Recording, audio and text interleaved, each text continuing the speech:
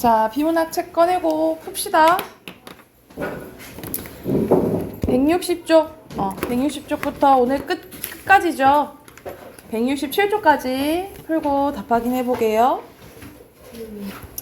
좀 덜 푼 친구 있는 것 같긴 한데 같이 한번 봐봅시다. 자, 여기서는 우리나라 진경산수의 대가 정선과 김홍도에 대한 이제 내용이네요. 같이 한번 바라봅시다. 자, 18세기 조선에서는 진경산수화가 유행을 했는데 여기서 진경산수화란 우리나라의 산화를 직접 답사하고 화폭에 담은 산수화를 얘기를 해요. 그래서 무엇보다 진경이라는 이제 뜻은 대상의 겉모습만 묘사하지 않고 대상의 본질을 표현한 그림임을 강조한 말입니다. 하지만 대상의 본질에 대한 이해는 작가에 따라 다르게 나타났다라는 거예요.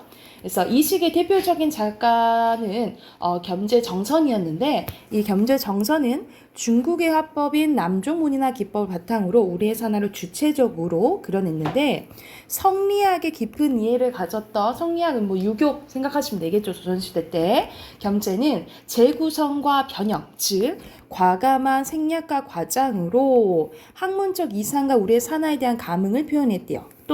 또한 겸재는 음양의 조화를 화폭에 담고자 했다라는 거예요. 그 예시가 구룡폭도인데 이 구룡폭도에서 물줄기가 내 눈앞에 쏟아지는 듯한 감흥을 표현하기 위해 겸재는 앞, 위, 아래에서 본 것을 모두 한 폭의 이제 그림으로 담아내려고 했다라는 거야. 그래서 폭포수를 강조하기 위해서 물줄기는 길고 곱게 내려긋고 위에서 본 물 웅덩이를 과장하게 둥글게 변형했대요. 그림을 보는 이들이 폭포수의 감흥에 집중할 수 있도록 실제하는 폭포 너머의 봉우리를 과감하게 생략을 했대.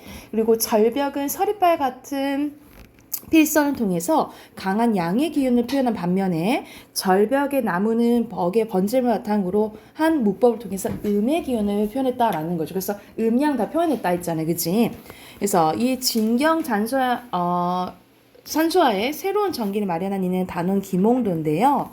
이 김홍도는 국가의 공식 행사 사실대로 기록하는 이 궁궐의 화원이었는데 단원은 계산된 구도로 전대에 비해 더욱 치밀하고 박진감 넘치는 화풍을 보였는데 그는 초상화에 인물을 사실적으로 묘사하여 인물의 정신까지 담아내려고 한 것처럼 대상의 완벽한 재현으로 자연에서 느낀 감흥을 충실히 하려고 했다라는 거예요. 특히 중국을 거쳐 들어온 서양화법의 원근법, 도시법을 수용해서 사실적인 경치를 그려냈대요. 그래서 그 예시가 구룡연이라는 거지. 이 구룡연은 이제 금강산의 구룡폭포를 직접 찾아가서 그 모습을 담은 건데 흘러내리는 물줄기, 폭포 너머에 보이는 봉우리, 그리고 폭포 앞에 있는 구름다리까지 사진을 찍은 듯이 생략 없이 아까 전에 정선은 되게 생략했다 했잖아요. 그쵸? 얘는 생략 없이 사실대로 그렸다라는 거죠. 과장과 꾸밈이 없이 보이는 그대로 그렸다라는 거야. 그리고 절벽 바위 하나하나의 질감을 나타내기 위해서 선의 굵기와 농담의 변화를 주어 입체감 있게 표현을 했대요. 그래서 진경산수화는 우리나라의 산천이 곧 진경이라는 당시 사람들의 생각을 담고 있는 소중한 전통이다. 우리 산하를 진경에 표현함으로써 우리 국토에 대한 애정 그리고 우리나라 문화에 대한 자긍심이 담겨져 있다. 그래서 이 진경산수화는 19세기 여러 작가들에게 영향을 미쳤다라는 내용이네요. 자, 그러면 이 글은 어떤 방식으로 전개됐냐라고 물은 거야. 그래서 보면은 진경산수화의 대표적인 작가인 정선과 김홍도인데 생각이 조금 그 표현한 방식이 좀 달랐잖아. 그치? 그래서 첫 번째 문단을 보면은 이 대상의 본질에 대한 이해는 작가마다 다르게 나타났다 했잖아요. 그쵸? 그러면 가장 적절한 것은 1번이겠죠. 작가 의식과 그 대표적인 작품 구룡폭도와 구룡연에 대해서 이제 설명을 한 거고 2번은 내용 일치 문제네요. 알맞지 않은 거. 겸재는 성리학자라고 했죠. 그리고 단어는 사실대로 묘사했고 진경산수화는 서양 화법 영향이 없다 했어요. 그 김홍도는 서양 원근법 영향 받았다 했잖아요. 그치? 3번이네요.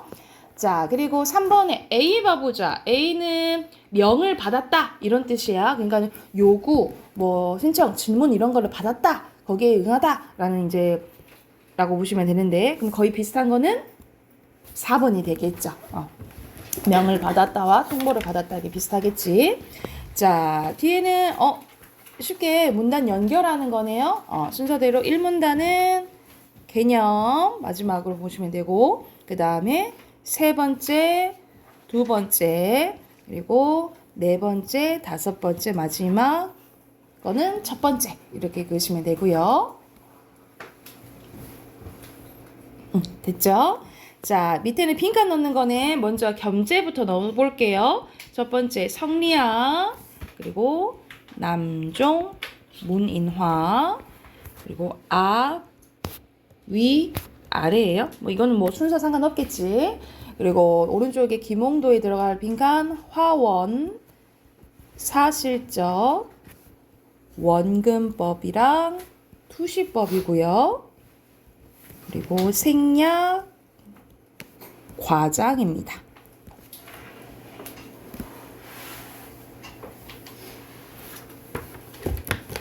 자, 그리고 어휘 봐볼게요. 어휘 순서대로 감흥, 조화, 서리빨, 그리고 본질이고요. 새로운 전기, 그리고 박진감, 그리고 마지막에 자긍심이겠죠? 자, 마지막 질문 봐볼게요. 자, 사진 이후의 회화적 시도네. 자, 사진이 등장하면서요. 회화는 대상을 사실적으로 재현하는 역할을 사진에 넘겨주게 되었고, 그에 따라 화가들은 회화의 의미에 대해서 고민하게 됐다라는 거예요. 왜냐하면 사실적으로 그림을 사실적으로 그린다 해도 사진을 따라올 수는 없잖아요. 그치? 그래서 어떻게 해야 될지 고민을 많이 했다라고 생각하시면 되겠죠. 그래서 19세기 말에는 어떤 게 등장하게 됐냐면 인상주의와 후기 인상주의가 등장하게 됐는데, 이 전통적인 회화에서 중시했던 사실주의적 회화법을 거부하고 새로운 경향을 추구했대요. 자, 먼저 인상주의 화가들 봐볼게. 인상주의 화가들은 색이 빛에 의해서 시시각각 변하죠. 우리가 사실 집안도 그렇잖아. 집안에 낮에 보면은 햇빛의 밝기 정도에 따라서 이게 어둡고 밝기 정도가 달라지잖아. 그래서 대상의 고유한 색은 존재하지 않는다라고 본 거예요. 그게 빛에 따라 달리 보이니까. 그래서 인상주의 화가 모네는 대상을 사실적으로 재현하는 회화적 전종에서 벗어나기 위해서 빛에 따라 달라지는 그 순간에 사물의 색채야, 그에 따른 순간적인 인상을 표현하고자 했다라는 거예요. 그래서 모네는 대상의 세부적인 모습보다는 전체적인 느낌과 분위기, 빛의 효과에 주목했는데요. 그 결과 빛에 의해 대상을 순간적으로 포착하여 대상을 빠른 속도로 그려냈다라는 거지. 그에 따라 그림의 거친 붓자국과 물감은 덩어리로 찍어 바른 데 흔적이 남아있는 경우가 많았다라는 거야. 왜냐면 빨리 길게 막 그려야 되니까. 그로 인해서 대상의 윤곽이 뚜렷하지 않아서 색채 효과가 형태의 묘사를 압도하는 느낌을 준다라는 거죠. 이와 같은 기법은 그가 사실적 묘사에 더 이상 치중하지 않았음을 보여주고 주는 것인데, 그러나 모네 역시 대상을 눈에 보이는 그대로 표현했다는 점에서 기존에서는 크게 벗어났다는 평가는 못했다, 못 받았다 라고 보시면 되겠죠. 네, 인상주의를 넘어 후기 인상주의 화가들은 재현 위주의 사실 회화에서 근본적으로 벗어나는 새로운 방식을 추구했는데요. 그 대표적인 화가가 세잔이에요. 세잔은 회화에서 눈과 두뇌가 필요하다. 이 둘은 서로 도와야 되는데 모네가 가진 것은 눈뿐이었다라고 얘기하면서 사물의 눈에 보이지 않는 형태까지 찾아 표현하고자 했는데, 이러한 시도는 회화란 지각되는 세계를 표현하는 것이 아니라 대상의 본질을 구현한다라는 생각에서 비롯됐다라는, 그러니까 눈에 보이는 것만 표현한 것이 아니고 그것을 이제 통찰하는, 그거에 대한 생각도 이제 드러낸다라고 보시면 되겠죠. 그래서 세자는 하나의 눈이 아니라 두 개의 눈으로 보는 세계가 진실이라 믿었고, 두 눈으로 보는 세계를 평면에 그리려고자 했는데요.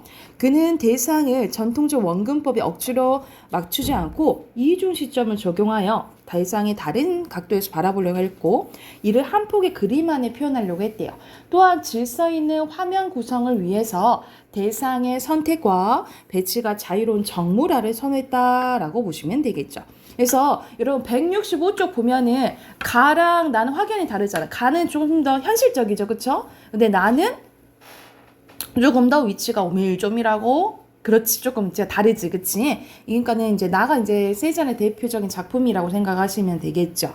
그래서 세잔은 사물의 본질을 표현하기 위해서 보이는 것을 그리는 것은 아니라 아는 것을 그려야 된다라고 주장을 했대요. 그 결과 자연을 관찰하고 분석하여 사물은 본질적으로 구, 원통, 원뿔의 단순한 형태로 이루어졌다라는 것 결론에 도달했는데 이는 회화에서 구현하기 위해서 그는 이중 시점에서 더 나아가 형태를 단순하여 대상의 본질을 표현하려고 했고 윤곽선을 강조하여 대상의 존재감을 부각하려고 했대요. 그래서 회화의 정체성에 대한 고민에서 비롯된 그의 이러한 화풍은 입체파, 나중에 입체파 화가들에게 직접적인 영향을 끼치게 되었다라는 내용입니다. 자, 그러면 바로 내용 일치 문제 가볼게요. 1번에 알맞지 않은 거네. 사진은 화가들에게 회화에 대한 고민 계기 됐죠. 그리고 사실적으로 했었고, 근데 인상주의는 아니었지, 그치? 모네에 대한 문단은 3문단에 있죠. 압도한 느낌 준다고 했고요. 그리고 모네는 전통적 원근법 거부했다 했어요. 사실 확실하게 사실적인 그 회화에 벗어나지 못했다 했잖아, 그쵸? 4번이죠. 그리고 이번에 아까 전에 방금 말한 대로 이게 모네, 이게 세잔의 작품이에요. 그러면 바로 보면은 알맞지 않은 것은 보기만 봐도 알 수 있고 5번이지. 완전히 벗어났다는 평가를 받을 수 있는 건 나밖에 안 되겠죠. 가는 아니겠지, 그쵸? 자, 166쪽 봐보자. OX 문제에 나오네요. 자, 사진한테 넘겨줬다 했고, 그리고 고유한 색은 존재하지 않는다고 봤죠. 왜냐, 시각과 바뀐다 그랬잖아요. 빛에 의해서, 그치? 그리고 모네는 벗어났다 평가를 못 받았다 했죠, 그죠? 그리고 세잔은 눈에 보이는 것만 표현한다 해서 눈에 보이지 않는 것도 그렇지. X고요. 그리고 이중 시점 적용했다 했죠. O예요. 자, 핑크 넣어보자. 먼저 모네부터 넣어볼게요. 모네는 인상주의 화가고요. 밑에 인상, 빛, 형태, 묘사, 그리고 윤곽이고요. 그리고 눈에 보이는 대로 핑크 넣으시면 되고요. 자, 세잔은 후기 인상주의지. 후기 인상주의. 그리고 본질, 원근법. 여기인데. 원근법. 그리고 이중 시점. 그리고 아는 것 쓰시면 되고요. 조금 다르네. 아는 것. 아는 거. 그다음 마지막에 윤곽선이에요. 그리고 마지막 입체파입니다. 입체파 넣으시면 되겠죠. 됐을까요? 자, 어휘 봐볼게요. 순서대로 추구, 구현, 경향, 압도고요. 그리고 치중, 지각, 윤곽선이에요. 됐나요? 오케이.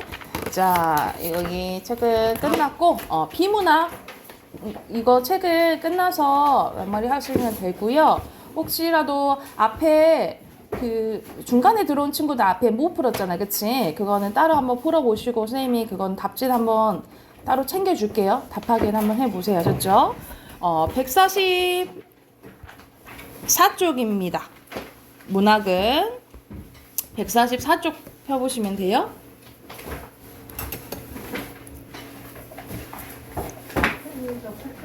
네, 갔다 오세요.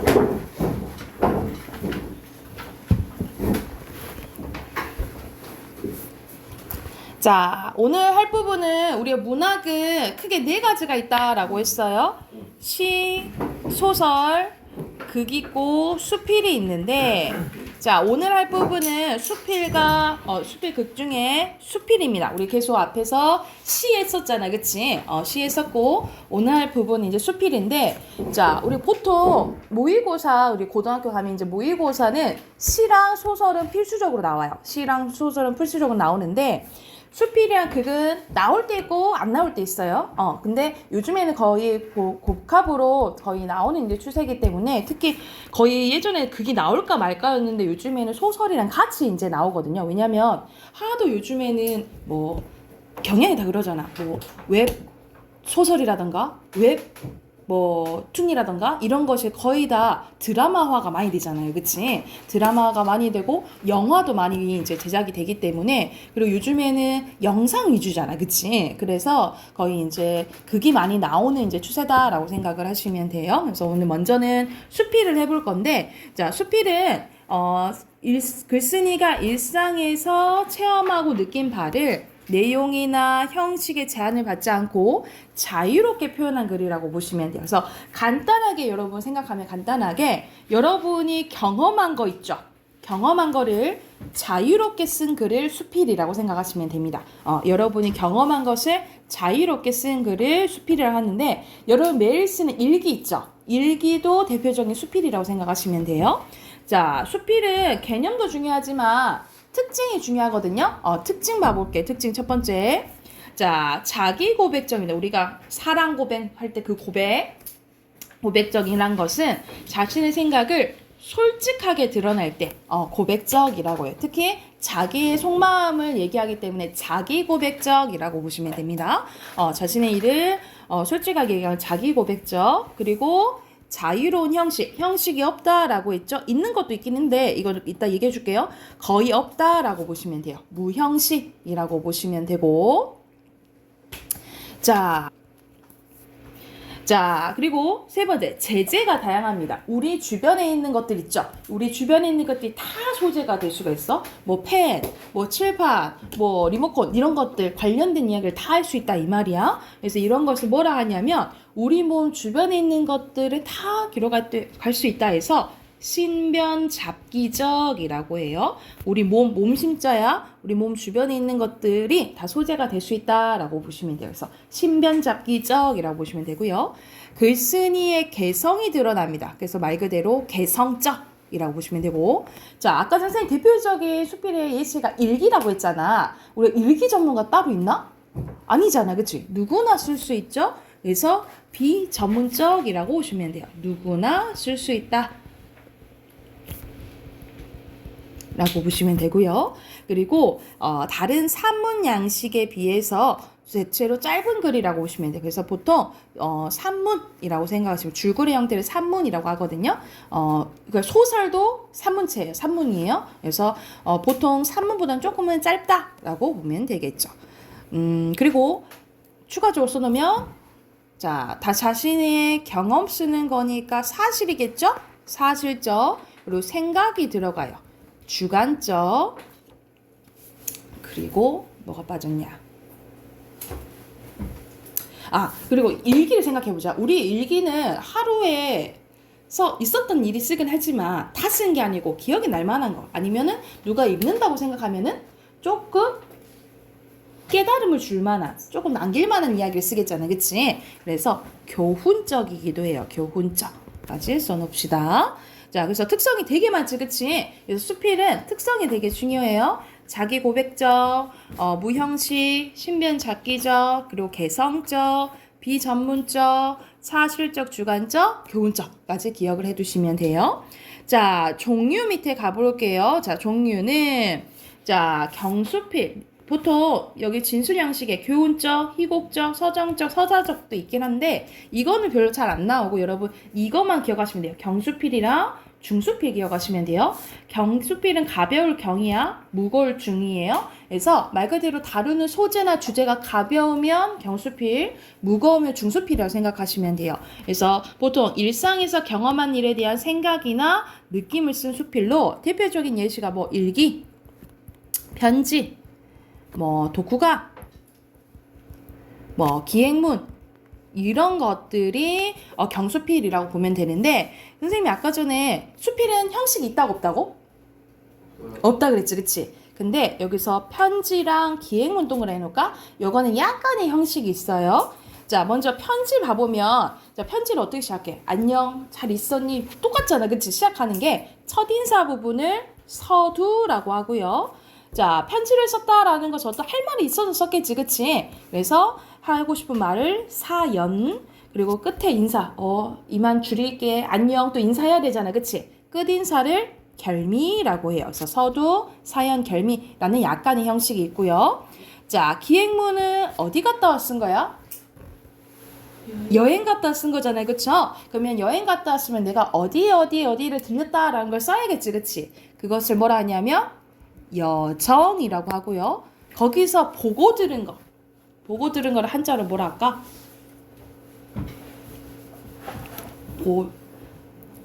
보고 들은 거, 시. 볼시 말고.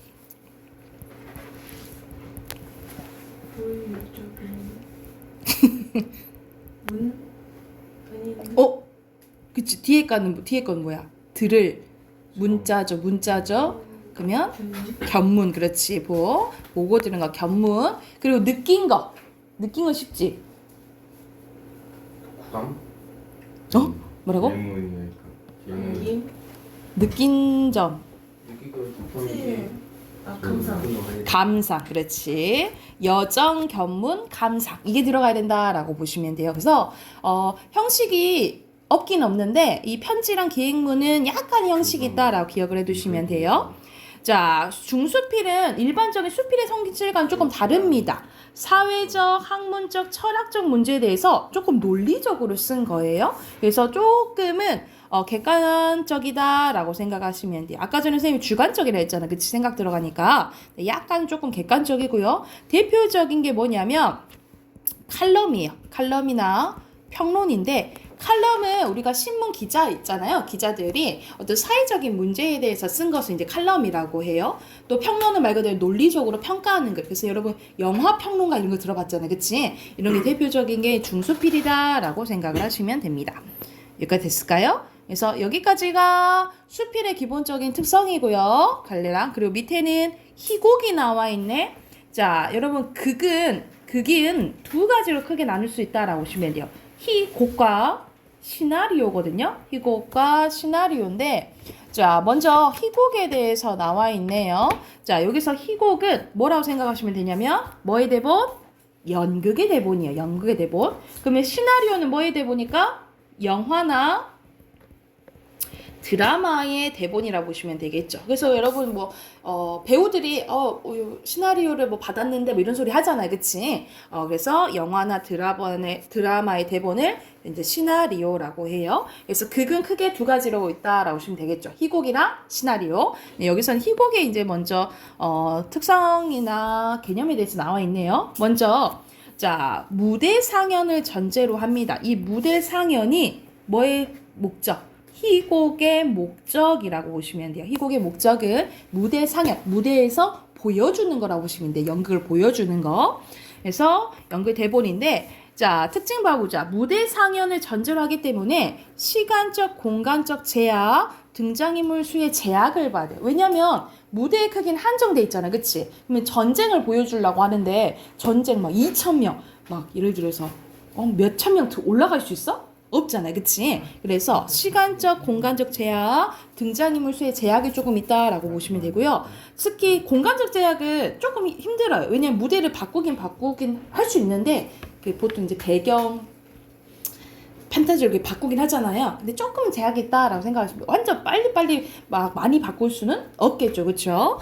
그리고 무대의 등장인물의 대사와 행동을 통해서 이야기가 진행이 됩니다. 왜냐면 뭐는 없을까? 특징입니다. 소설에서는 이게 있어. 근데 희곡에서는 이게 없어요. 소설에서는 말해준 사람 뭐라고 하지?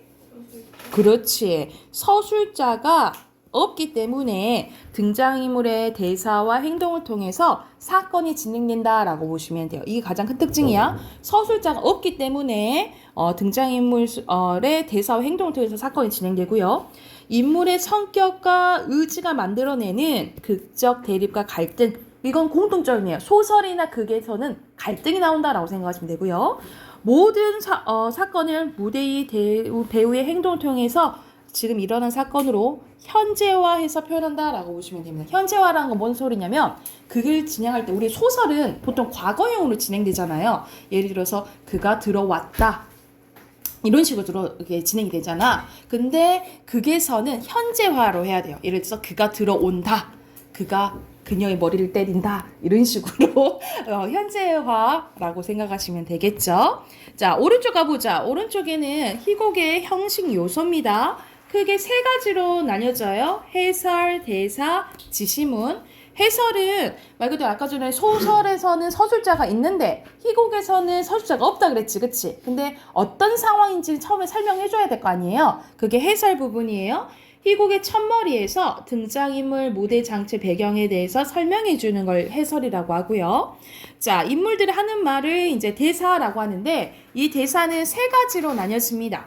대화, 독백, 방백이에요. 대화는 등장인물들끼리 주고받는 거, 티키타카 하는 거지. 독백은 혼잣말 하는 거, 혼잣말.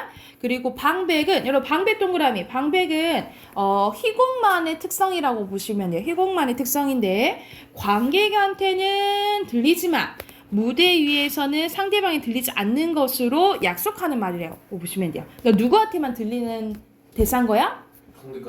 관객한테만. 그래서 예를 들어서 등장인물이 여러 명 있는데 한 명이 마밤 하고 멈춰서 얘네들 이럴 줄 알았죠? 얘네들 좀 보세요. 막 이런 식으로 관객한테만 말하는 걸 방백이라고 보시면 됩니다. 그래서 다시 대사에는 뭐가 있어? 대화, 독백, 방백이 있다라고 보시면 되고요.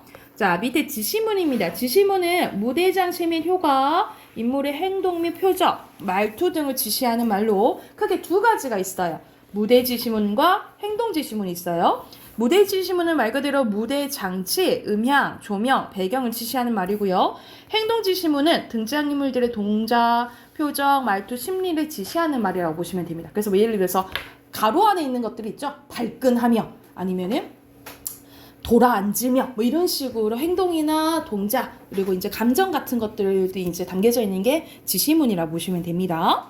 자, 밑에는 희곡의 구성 단계네요. 여러분, 소설의 구성 단계는 뭐야? 발단, 전개, 위기, 절정, 결말이잖아요. 그치? 근데 이 희곡은 조금 달라요.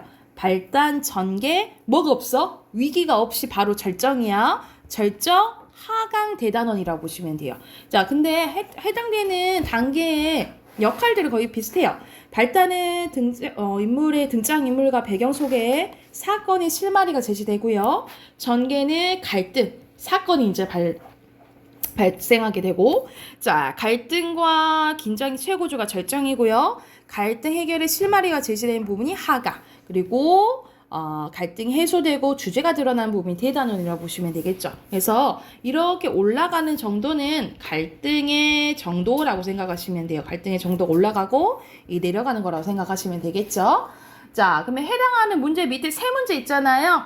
세 문제 3번까지 풀고 답 확인하고 넘어가 볼게요. 답 확인해 볼게요. 자, 1번에 수필에 대한 설명을 알맞지 않은 거네. 여기서는 사회적인 문제 다룬다 했잖아요. 그게 중수필이라 했잖아. 2번이죠. 그리고 2번의 순서대로 희곡은 연극의 대본이고요. 그리고 등장인물 수의 제약을 받죠. 그쵸? 그리고 3번 가볼게요. 여기서는 정답 두 가지 쓰는 거네. 자, 촌장과 다가 이제 이야기하고 있는데 말 그대로 대화 나오죠. 그치? 근데 형식적인 요소구나. 여기서는 모두 고르면 여기서는 찾아볼 수 없는 거죠. 이건 대화 나오지 독백 없잖아요. 그쵸? 그리고 무대 지시문 들려오는 거 있죠. 행동도 있고요. 근데 방백은 없죠. 2번, 5번 하시면 되겠죠. 자, 오늘은 이 개념만 하고 문법 합시다. 문법 답 확인하고 지금 하나 더 나갈게. 자, 어저께 문제 덜 푼 사람들 숙제였죠? 93쪽까지. 자, 92쪽부터 하면 되겠죠?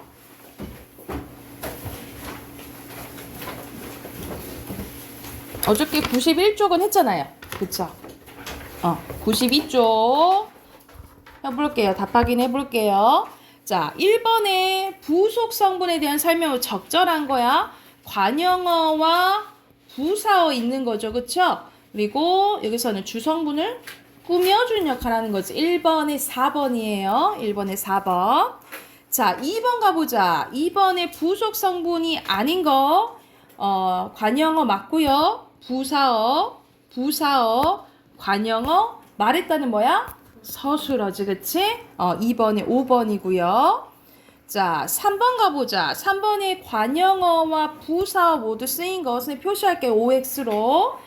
자, 말로 온 공을 갚는다. 여기서는 말로 온이죠. 공을 갚는다. 이렇게 보시면 되고, 청춘이란 마음의 젊음이다. 세계는 한 권의 멋진 책이다. 이렇게 다 관영어예요. 날아간 화살은 돌아오지 않는다. 성공과 실패는 마음먹기 달렸다. 그 답은 1번이네요. 그리고 4번에 관영어 고를게요. 왜? 그러면은 체험 꾸며야겠지? when, 그리고 시골에, 그리고 on. 답 3번이고요. 자, 5번 가볼게요. 5번에 적절한 거. 자, 새 친구는 가능해. 근데 새 사귀었다는 안 된다 이 말이야. 그러니까 새는 어디 항상 앞에 와야 돼? 체언. 그치. 관영어는 체언 앞에 와야 된다 이 말이야. 답 2번이고요. 그리고 6번 가볼게요. 6번에 사위로는 사맞다 꾸며주고요. 그리고 틀림없이는 문장 전체 꾸며주고요. 그리고 아주는 뭐 꾸며줘요? 새 꾸며주지, 그치? 그래서 부사어 아주는 새가 뭐야? 관영어예요. 관영어를 수식해준다 라고 쓰시면 되겠죠. 됐어요? 자, 7번 가볼게요. 7번에 부사어, 독립어, 관영어예요. 그러면 적절한 거 고르는 건데 다른 성분을 꾸며주는 역할을 한다. 근데 뭐는 아니야? 디귿은 아니잖아. 그치? 이건 아니죠. 그리고 기역과 미음은 체언에 조사가 붙은 형태냐?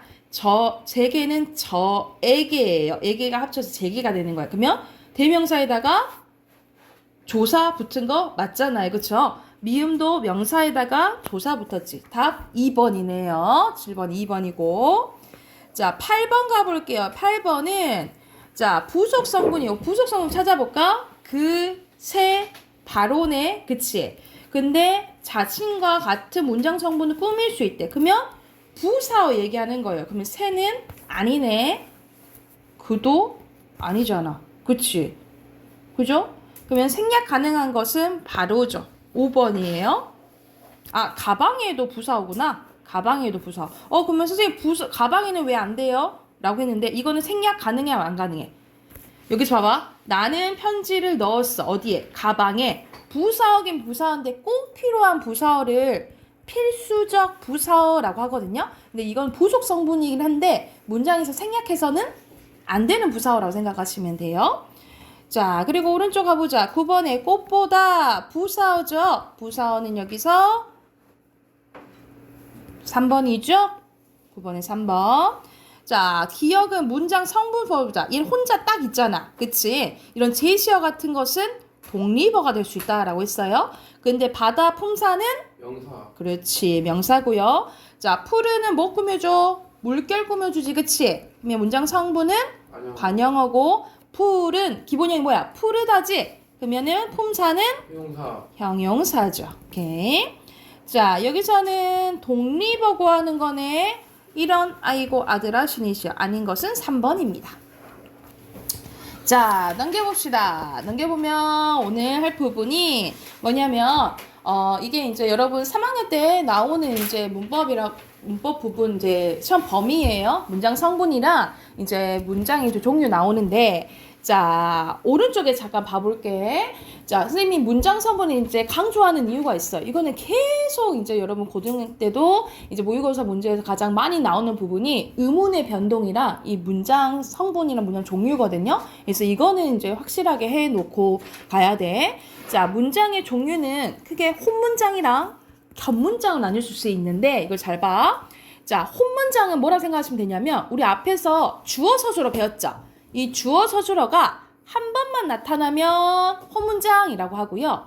2번 이상 나타나면 겹문장이라고 해요.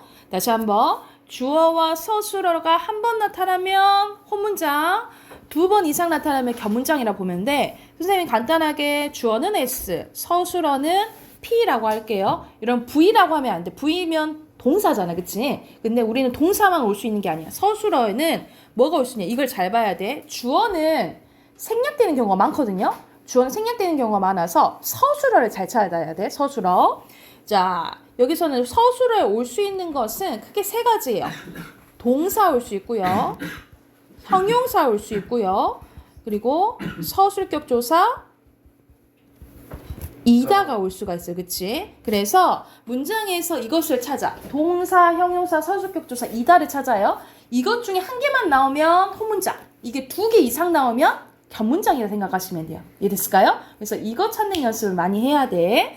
자, 먼저 겹문장 보면은 대표적인 게 이거예요. 은서가 오고 영주가 간다. 이런 식으로 2번 이상 나오면 겹문장인데 말 그대로 주어 서술어 연달아 오면 이어진 문장이라고 하고요. 이어진 문장.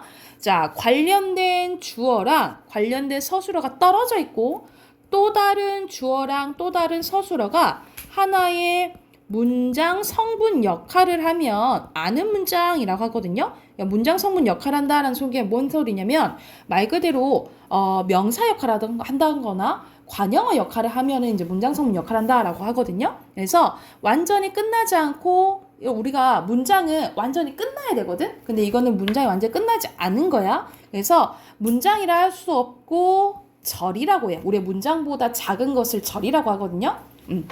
절이고 그리고 같은 말로 안긴 문장이라고 합니다. 그래서 이 역할에 따라서 5가지로 나뉘어져요. 그래서 옆에 보면은 명사절, 관형절, 부사절, 서술절, 인용절 이렇게 5가지가 있는데 우선은 오늘 이어진 문장 먼저 해봅시다. 자, 집중해서 민경아 집중해서 저 앞에 봐. 자, 오늘 이어진 문장 할 건데 이어진 문장은 겹문장 중에 하나예요. 그럼 주어 서술어가 2개 이상 나오겠지, 그치? 자, 이어진 문장입니다. 홀문장이 연결어미에 의해서 이어진 문장. 여러분 연결어미 동그라미 놓자. 연결어미 중요해. 여기서 연결어미 말 그대로 문장과 문장을 이어주는 역할을 하는 어미라고 생각을 하시면 돼요.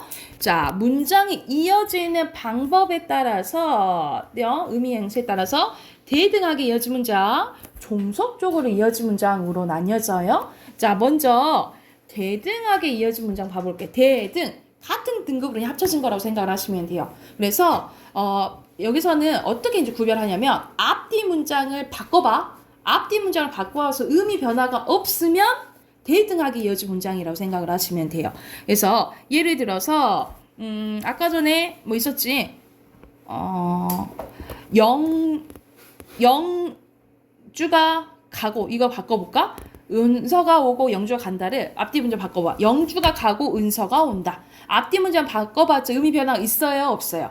의미 변화가 없죠. 그치? 그러면 대등하게 이어진 문장이라고 보시면 돼요. 그래서 여기 특징 나와 있죠. 앞뒤 문장 순서를 바꿔도 의미상의 차이가 있다 없다? 없다라고 보시면 되고요. 앞뒤 문장이 서술어 같을 때는 앞 문장이 서술어를 생략할 수 있어요. 그 대표적인 게 봐봐. 낱말은 새가 됐고 반말은 쥐가 된다. 근데 낱말은 새가 반말은 쥐가 된다. 이게 가능하다라고 생각하시면 되겠죠. 자, 근데 종류가 여러분 잘 봐. 종류는 3가지가 있는데 이거는 외워두면 좋아요. 연결어미. 자, 연결어미 뭐가 쓰이냐면 나열을 나타내는 고며가 있습니다. 고며는 나열을 의미해요. 그래서 하늘은 높고 바람은 시원하다. 이런 식으로 나오거나 아니면 뭐뭐하나 뭐뭐하지만 대조를 나타내는 연결어미가 있어요. 어제는 맑았으나 오늘은 비가 온다. 그리고 거나 든지 하든지 말든지 해. 여러분 들어봤지, 그치? 할 때 든지는 선택을 나타내는데 짜장면을 먹거나 짬뽕을 먹어라. 이런 식으로 며, 은하, 지만, 거나 든지라는 연결어미가 쓰이면 뭐라고 힌트를 얻으면 돼? 아, 대등하게 이어진 문장이구나 라고 힌트를 얻으시면 되겠죠. 이런 식으로. 그리고 항상 문장 보면 주어 서술어 이렇게 확인할 줄 알아야 되겠죠. 주어 서술어 그리고 여기서는 아니다. 여기서는 짜장면을 주어가 생략돼 있잖아. 이런 식으로 생략돼 있는 경우가 있다고. 서술어, 서술어 이것밖에 없죠. 그쵸? 이런 식으로 주어는 생략돼 있는 경우가 있으니까 서술어를 잘 찾으라고. 그래서 서술어 2개 이상이면 견문장이라고요. 그리고 특히 이런 식으로 고, 나, 거나 이런 연결어미를 보고 이게 쓰이면 대등이구나 라고 힌트를 얻으시면 되겠죠. 자, 종속적으로 이어진 문장 가볼게. 자, 종속적으로 이어진 문장은 말 그대로 아까 대등이랑 반대예요. 앞뒤 문장 바꿨을 때는 의미가 통하지 않거나 달라질 수가 있어요. 자, 예를 들어서 봐봐. 무쇠도 갈면 바늘이 된다. 라는 이제 속담인데 앞뒤 문장 바꿔봐. 바늘이 되면 무쇠도 간다? 말 돼? 안 되잖아, 그치? 앞뒤 문장 바꿨을 때 의미변화 없으면 종속적으로 이어진 문장이라고 보시면 돼요. 이것도 앞뒤 문장의 서술어가 같아도 얘는 서술어를 생략할 수 없는 경우가 있다라고 보시면 되겠죠. 그래서 국민이 없으면 국가도 없다 라는 건데 국민이 국가도 없다. 뭐야? 이거 뭔 말이야? 말이 안 되잖아, 그치? 이런 식으로 종속이랑 대등은 차이가 있다라고 보시면 되고요. 자, 종속은 종류가 더 많아요. 자, 원인을 나타내는 것은 뭐뭐해서 뭐뭐하니 뭐뭐음으로, 조건은 뭐뭐하면 뭐뭐하거든, 목적은 뭐뭐하러 뭐뭐하려고, 양보는 뭐뭐할지라도 뭐뭐해도 뭐뭐하는데, 그리고 배경은 뭐뭐하는데 라고 생각하시면 돼요. 그러니까 말 그대로 사실 이 대등을 외워놓고 대등이 아니면 종속이라 생각하시면 되겠죠. 그치? 종속이라 생각을 하면 되고, 이것도 만약 연결을 봐도 어색하다. 잘 모르겠다. 그러면 앞뒤 문장 바꿔봐. 앞뒤 문장 바꿔봐서 상관이 없으면 대등, 아니면 종속이라고 생각하시면 돼요. 이해됐을까요? 그리고 항상 귀찮아도 뭐 봐야 돼? 주어 서술어 표시하시고 연결어미 이런 식으로 확인을 하시면 되겠죠. 이해됐을까요? 그럼 해당하는 문제 바로 풀어보자. 95쪽까지부터 97쪽까지 푸세요. 97쪽까지 지금 바로 풀어보게요.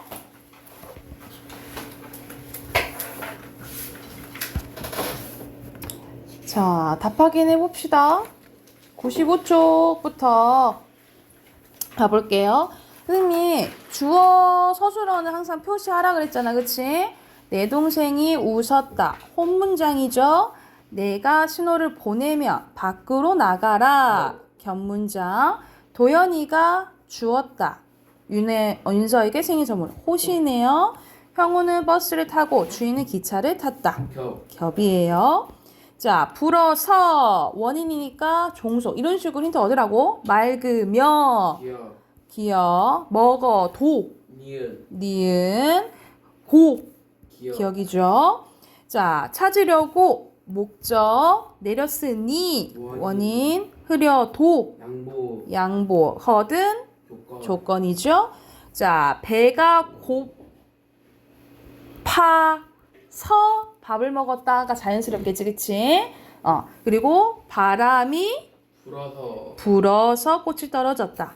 해가 저물어서 또는 저무니 이렇게 쓰면 되겠죠. 다 종속이네. 자, 순서대로 호, 겹, 이어진, 대등, 종속입니다. 자, 1번부터 가볼게요. 여기서는 주어 서술어의 개수지, 그치? 답 4번이고요. 자, 이어진 문장이 다른 거면 종속어미 보면 되는 거야. 서, 는데, 고, 지라도, 려고. 다른 것은 3번만 대등이고 나머지 종속이죠. 자, 철수는 부지런하나 영수는 게으르대. 이건 상반된 거잖아. 그치? 대조죠? 대조 찾으면 되겠지. 고, 면, 지만, 며, 거나. 뭐야? 지만이죠? 3번이고요. 자, 4번 가보자. 대등이고요. 대조래. 그리고 같은 말 거듭되지 않아야 된대. 그래서 나는 도연이랑 짝이지만 그치, 앞에 생략해야겠지. 반복되면 안 된다니까. 친하지 않다. 이렇게 쓰시면 되고요. 나는 도연이랑 짝이지만 친하지 않다. 이렇게 쓰시면 되고, 종속 아닌 거 골라라 이 말이야. 면 보이죠? 그리고 면, 건하네. 그리고 일지라도 아닌 거 4번이죠. 권하는 선택이니까 대등이지, 그치? 자, 6번 대니 원인, 면 조건, 려고 목적, 더워, 도, 양보, 비가 와서 이건 뭐야? 원인이죠. 그렇죠. 5번입니다. 자, 7번 가볼게요. 자, 여기서는 종속적인 속담만 말할 수가 있대. 그럼 종속만 뭐야? 칠해요. 색칠하면 되는 거죠. 그쵸? 그러면 고 아니죠? 면 맞죠? 뜰 날이 지금은 뜰 날이 있다? 아니죠? 있고 이거 아니고. 남이 떡이 커 보인다. 소문장 아니고. 고니까 아니죠. 밑들어져도 맞죠? 그리고 말이 씨가 된다? 아니고. 그리고 아니네. 2번, 7번만 하면 되네요. 2번, 7번. 그리고 고지만 어서 는데네. 이것만 대등 이것이 종속이죠. 그치? 그러면 여기서 알맞은 것은 3번이죠. 연결어미에 향해서 달라지는 거고요. 자, 9번 봐볼게요. 니 원인, 려고 목적, 자도 이거는 대조가 아니라 양보예요. 답 3번이네요. 조건 나열 맞고요. 자, 마지막 10번 봐보자. 여기서는 대등 종속이네요. 그쵸? 그러면은 아닌 거 몇 번이야? 2번. 그렇지. 변화가 없는 건 기억뿐이겠죠. 됐을까요? 자, 여기까지고 오늘 숙제는 없고 다음 주부터 뭐 해? 시험 때문에 시작하잖아. 그래서 기존 교재는 챙겨 놓으시고 다음 주에는 선생님이 보내준 그 올리드 책 있죠? 올리드 책 3-1 구매하셔서 다음 주에 꼭 챙겨 오셔야 돼요. 다음 주부터 시험 때문에 들어가니까 그것만 챙겨 오시면 돼요.